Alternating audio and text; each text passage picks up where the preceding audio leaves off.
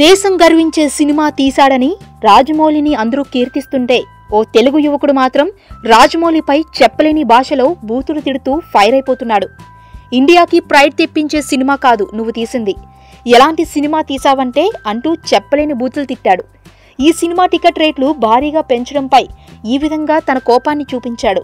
నీ సినిమా చూడటం కంటే జబర్దస్త్ ప్రోమో చూడటమే బెటర్ అంటూ వ్యాఖ్యలు చేశాడు. అసలు నీ లెవెల్కి ఆంధ్ర స్థాయినో తెలంగాణ స్థాయిలోనో సినిమాలు ఎక్కువ, జేమ్స్ కెమెరన్కి నీకు అసలు పోలికేంటి అంటూ రాయలేని భాషలో తిట్టాడు. అసలు విషయం లేని సినిమాకి $40 ఎందుకురా అంటూ బండబూతులు తిట్టాడు. అసలు ఇది ఐమాక్స్ లెవెల్ కాదు, నీ సినిమా అమెరికా వాళ్ళతో కలిసి చూసి పరువు పోగొట్టుకున్నానని రాతల్లో వర్ణించలేని మాటలు అని రాజమౌళికి అంతర్జాతీయ సినిమా తీసే సత్తాయే కాదు, ఆంధ్ర గర్వించే సినిమా తీసే సత్తా కూడా లేదని చెప్పుకొచ్చాడు.